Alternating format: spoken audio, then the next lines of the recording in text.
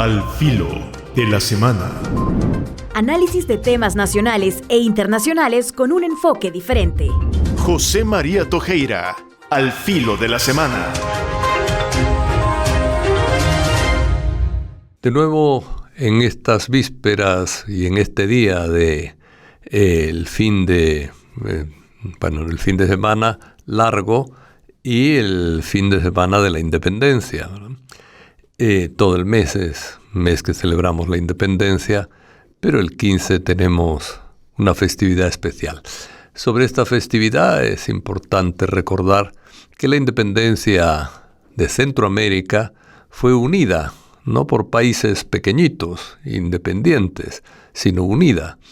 Y unida como una gran nación, con un problema. El problema de las pequeñas oligarquías criollas de cada país que, buscando sus intereses particulares, se pelearon con otras oligarquías de otras regiones, otros paisitos, y formaron al final 5 países distintos. Lo que podía ser una gran nación se convirtió en pequeñas naciones. No tenemos que avergonzarnos de ello porque nosotros no hemos tenido parte, pero sí tenemos que enorgullecernos de que naciéramos unidos y que naciéramos en base a valores. Nuestra independencia fue básicamente pacífica. Ahí jugaron varios factores, desde el factor al miedo, el factor del miedo al pueblo que quería la independencia, de alguna gente que tal vez no quería la independencia, o sin duda no la quería, pero la tuvo que aceptar porque el pueblo la quería. Y otros, la mayoría de los líderes independentistas, era gente con profundos valores. Basta recordar, por ejemplo, la abolición de los esclavos. Ahí jugó un papel muy importante José Simeón Cañas. Por cierto que la UCA está cumpliendo 58 años. Nació el día de la independencia de hace 58 años, ¿verdad? Pero este José Simeón Cañas, la UCA lleva ese nombre, pidió la abolición de los esclavos. La abolición de los esclavos venía pidiéndose por parte de varios diputados. Simeón Cañas es el que hizo la petición en el momento de la votación final y dio un discurso llamando a los esclavos hermanos nuestros y muy convincente, ¿verdad? Entonces, la independencia fue hecha en base a valores, ¿verdad? Fíjese, la esclavitud en México fue abolida en 1828, nosotros en 1824, ¿verdad? Allá en el 28, después de nosotros. En Estados Unidos, en los años 1860 y algo, creo que 63, fue abolida 40 años después, ¿verdad? Y en España hasta 1870, al menos en sus colonias de Cuba y Puerto Rico, hasta ahí duró la esclavitud y el tráfico de esclavos también. Entonces, evidentemente, nuestro país fue un país pionero en valores, ¿verdad? Es decir, por encima de muchos otros países del entorno nuestro y del que estábamos acostumbrados, de los países que estábamos acostumbrados a tratar. Es importante recordar esto porque a veces nos quedamos con la independencia como que hubiéramos ganado una batalla y desfilan los ejércitos, desfilan los colegios y al final qué bueno que le ganamos la independencia, como que lo hubiéramos ganado a pura guerra, ¿verdad? A pura batalla. La ganamos a base de valores contra los antivalores que había en la colonia, ¿verdad? Entonces, recordar que somos hijos de valores es importante en el Día de la Independencia. No somos hijos del ejército ni de la guerra, sino de valores profundos en nuestras tierras. Y uno de los valores es la unidad de todos los centroamericanos. Ojalá lo recuperemos. Hay algunos intentos, pero están todavía muy desvaídos, muy descoloridos, ¿verdad? Es decir, como que se dice que sí, pero no acaba de funcionar, ¿verdad? El Parlamento Centroamericano, la Corte Centroamericana, el SICA, bueno, son instituciones valiosas, podemos decirlo, pero yo creo que poco aprovechadas todavía. En fin, la independencia la tenemos y la celebramos en estos días, pues feliz Día de la Independencia, a la UCA pues feliz aniversario, y vivamos con los valores que nos dejó Simeón Cañas y tantos otros que pidieron independencia. Hubo otro cura, también diputado, un padre Carrascal se llamaba, que pidió la exención de impuestos para los indios, para los indígenas, que era la zona poblacional peor tratada de Centroamérica. Todavía hoy el mundo indígena es un mundo marginado en muchos aspectos. Es decir, había valores, ¿verdad? E incluso valores que no le hicieron caso al padre Carrascal, que si le hubieran hecho caso, hubieran configurado otro país, otra nación distinta, la centroamericana, ¿verdad? Si hubiera apoyado al mundo indígena. En fin, son temas que nos toca todavía reflexionar para mejorar la situación de nuestros países.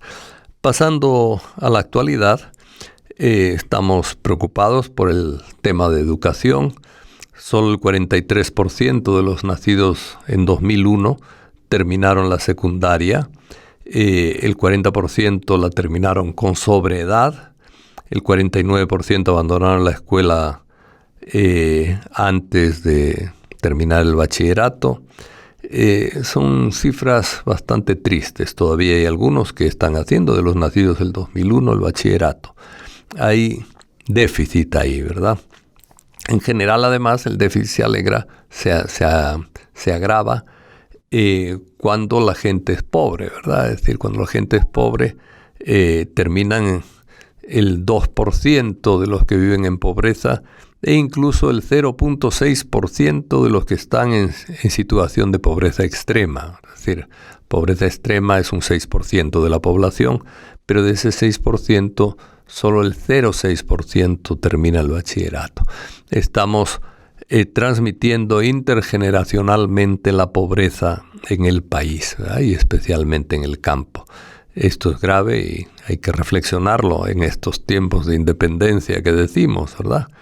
También ha habido noticias internacionales que quisiera comentar.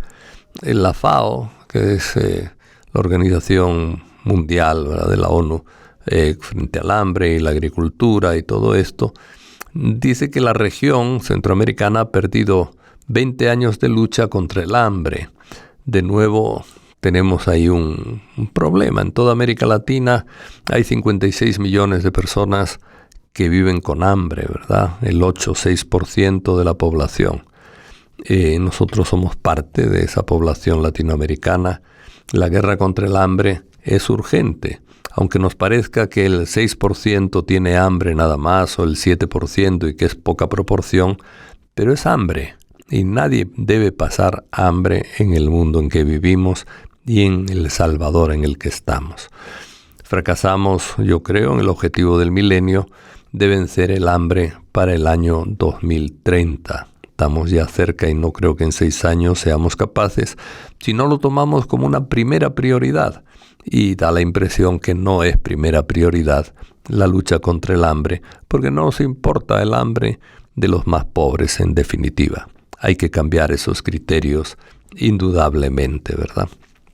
Además, el cambio climático hace suponer que mucha más gente se verá empujada a la pobreza extrema como resultado del cambio climático, porque no va a poder cosechar bien, es decir, sus tierras se van a convertir en tierras medio desérticas. Con lo deforestado que está El Salvador, el clima va a ser más violento, tanto en sequías como en lluvias. En fin, nos acercamos a una especie de fracaso colectivo en un tema grave de derechos humanos, que es el tema de superar la pobreza, ¿verdad? Y no la vamos a superar si no lo ponemos como primera prioridad. Pasamos a otros temas, muy breve. A veces tiene mucha confianza en la inversión extranjera. Yo creo que lo primero que hay que hacer en un país es organizar el propio país para ser productivo y para ser equitativo en la distribución de la riqueza.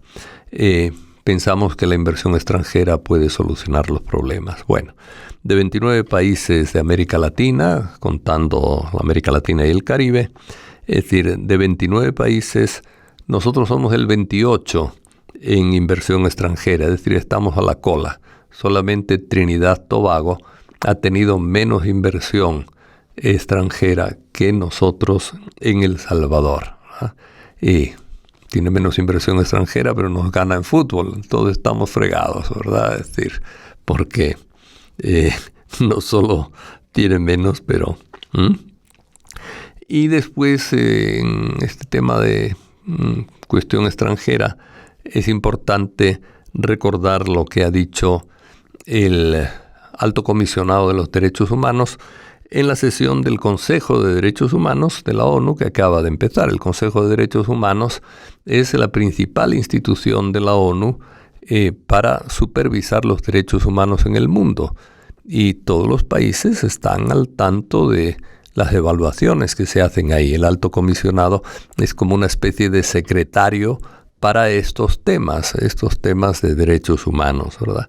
Y él tiene una intervención y en particular ha tocado 2 países de Centroamérica de un modo especial. Nicaragua en primer lugar. El Alto Comisionado ha dicho públicamente que Nicaragua no avanza en temas de derechos humanos. Y el que no avanza en estos temas retrocede.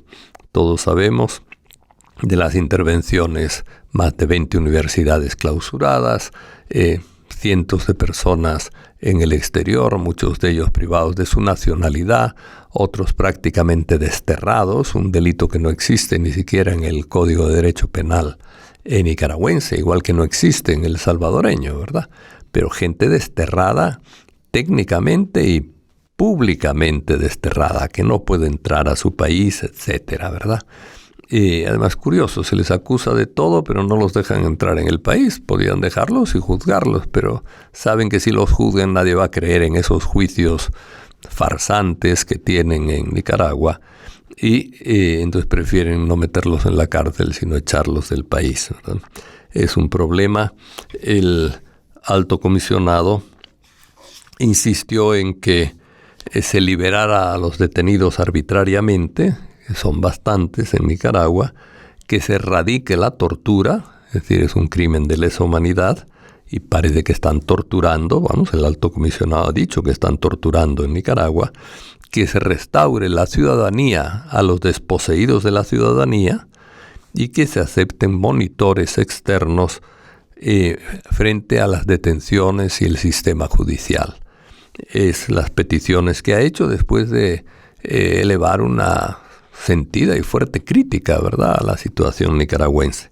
También nos ha tocado a nosotros ser criticados por el Alto Comisionado de los Derechos Humanos, ¿verdad? Es decir, él abordó la situación de varios países, figuramos nosotros, y en este concepto, en lo que relativo a nosotros, considera inaceptables las condiciones en las prisiones, así como las restricciones cada vez más importantes para el ejercicio de los derechos civiles y el debido proceso judicial. Los procesos, lo estamos viendo con esa multiplicación de leyes punitivas, los procesos judiciales se han convertido también en una especie de mecanismo automático de condenas, salvo cuando antes de iniciar el proceso tienen que liberarlos porque se han dado cuenta que se han equivocado. Ya van 7.000 liberados, es decir, 7.000 equivocaciones dentro de los 70.000 detenidos. La proporción muy grande, pero los otros además carecen del debido proceso. Le llaman debido proceso al que cumple las garantías de derechos humanos. Aquí le llamamos debido proceso a lo que vamos marcando con leyes que privan del ejercicio de los derechos humanos en el sistema judicial a las personas. No se puede justificar la lucha contra la criminalidad, que era necesario porque tenía en vilo al país.